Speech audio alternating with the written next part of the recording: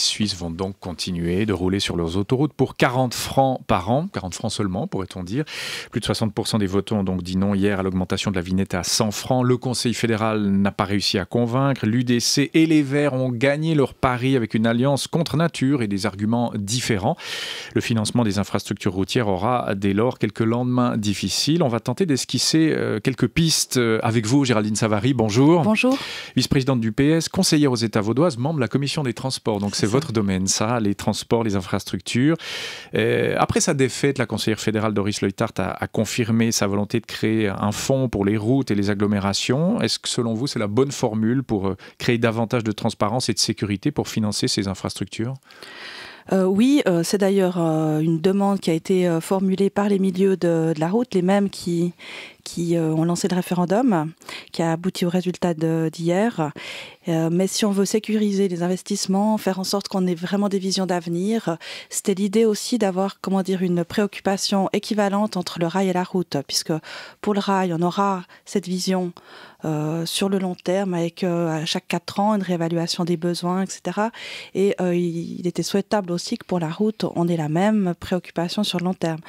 Donc ce fonds, en tout cas sur l'idée, elle est à mon avis juste, elle est légitime. Maintenant, c'est clair que le vote d'hier pose le problème de son financement. Oui, c'est une déception pour vous, ce vote d'hier ?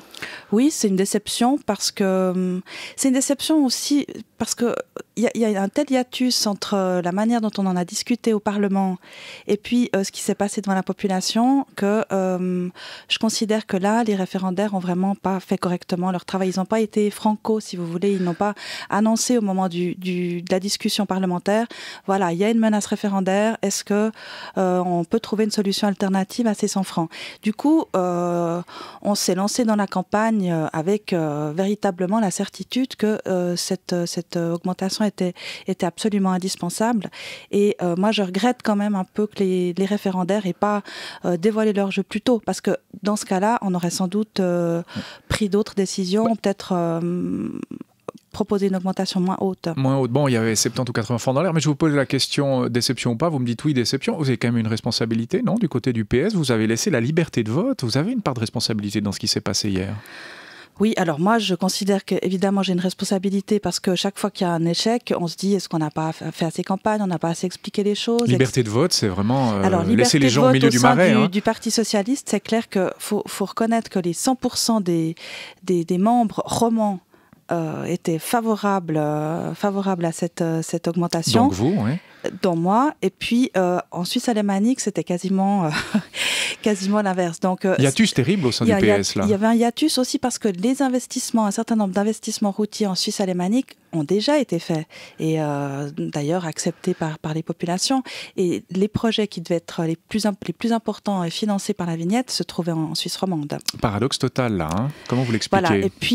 Et puis c'est clair que nous avons du retard en Suisse romande sur un certain nombre d'investissements ferroviaires comme autour des goulets d'entranglement, des agglomérations. Et c'est sûr que cette vignette, cette augmentation aurait permis de financer un certain nombre de nos projets. Tandis qu'en Suisse alémanique, au fond, les investissements publics ont déjà été consentis et les travaux réalisés. Mais en tant que vice-présidente nationale, vous ne niez pas la responsabilité du PS aussi dans ce qui s'est passé hier ? Alors, au vu de nos divisions, en tout cas, on n'était pas toujours d'accord sur cette question au sein du PS. Je pense que la liberté de vote, elle permettait à chacun de faire campagne.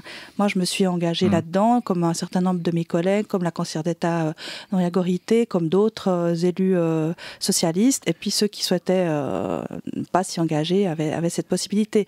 Mais c'est vrai que c'était une position qui était, ambiguë. Prudente. Est-ce que Doris Leuthard n'a pas été un peu toute seule au combat aussi ?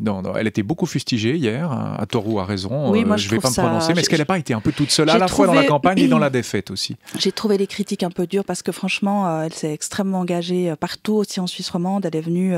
faut dire que la Suisse romande, à l'introduction de cette vignette, s'était déjà opposée.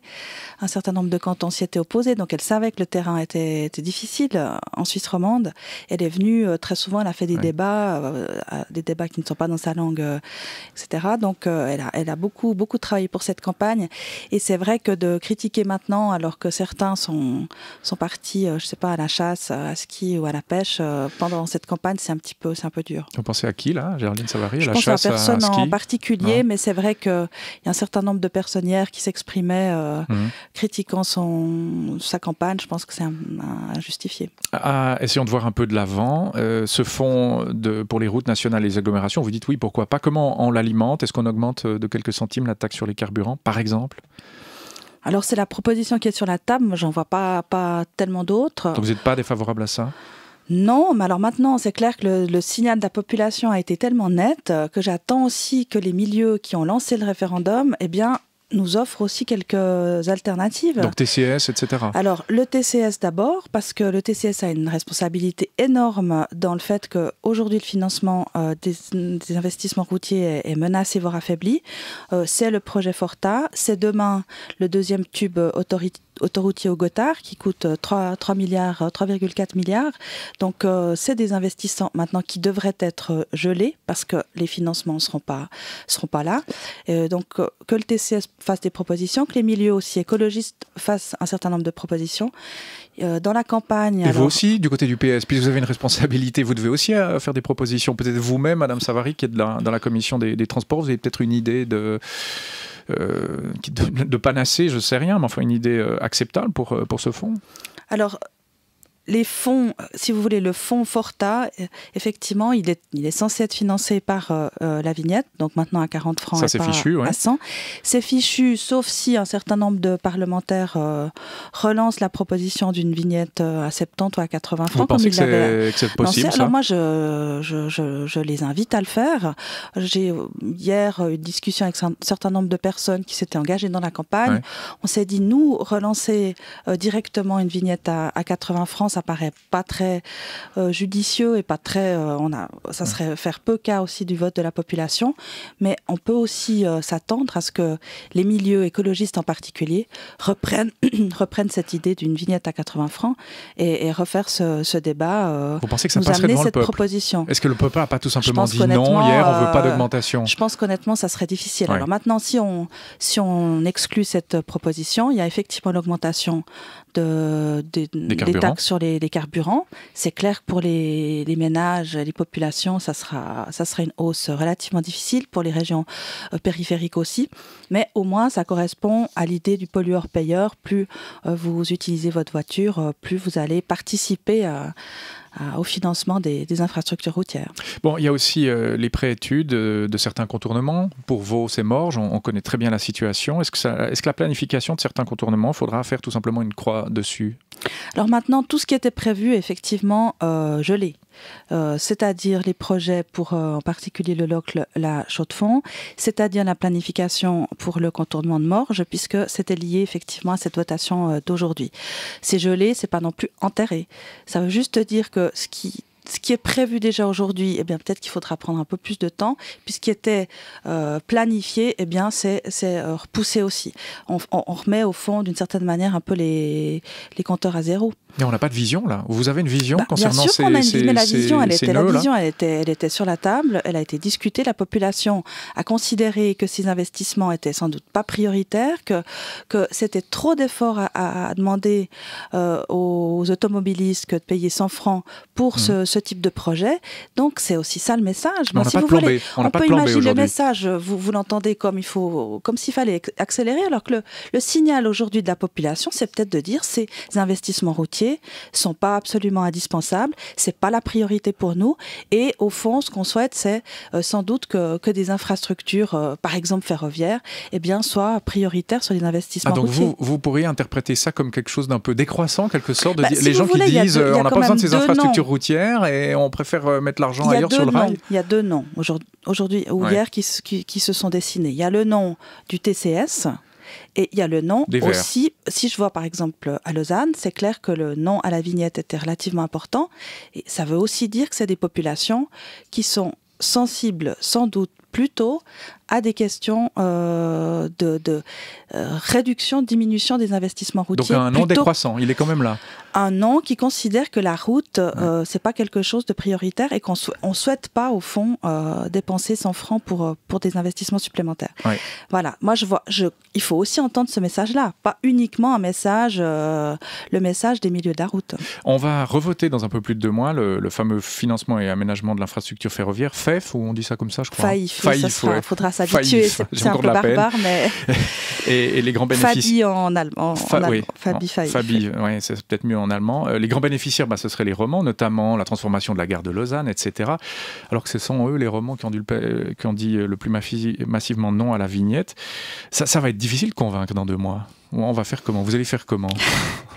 On commence déjà ce matin. Ouais. Essayez. Mais c'est clair que cette votation, alors elle n'est pas directement liée à la vignette, mais elle est absolument centrale. Si on rate cette étape, on peut fermer les tiroirs, train, tirer le fil et puis rester chez soi et arrêter de se déplacer dans notre pays. Donc là, c'est 6,4 milliards et c'est entre autres effectivement financé par une augmentation très modeste de la TVA et aussi par les huiles minérales.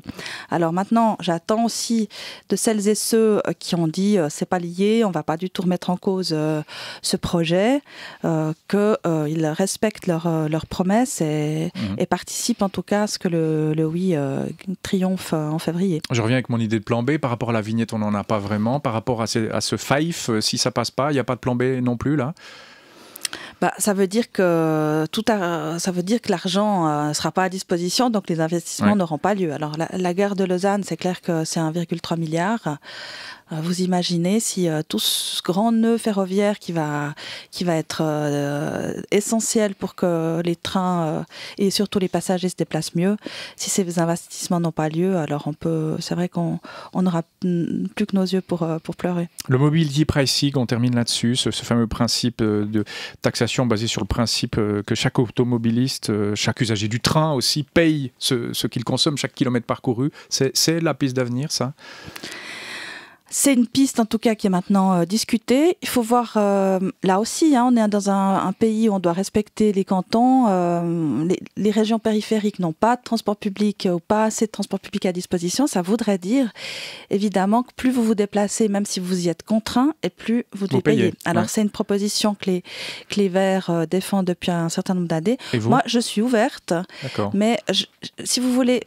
Depuis que je m'occupe de politique des transports, le but, c'est quand même qu'on arrive à trouver une espèce de paix que les fronts ne s'ouvrent pas entre le rail et la route. Et je trouvais qu'on y avait pas trop mal réussi depuis quelques années. Et c'est clair qu'aujourd'hui, c'est quand même un peu une nouvelle configuration. Alors, ça peut être une bataille perdue, mais la guerre s'arrête à ce moment-là. Et puis, ça peut être aussi des tensions qui vont naître. Et là, ça serait regrettable parce que si on commence à remettre tout en question, tous les investissements ferroviaires, aussi pour le trafic d'agglomération, on aura une Suisse qui risque de se reposer des questions fondamentales quant à son développement.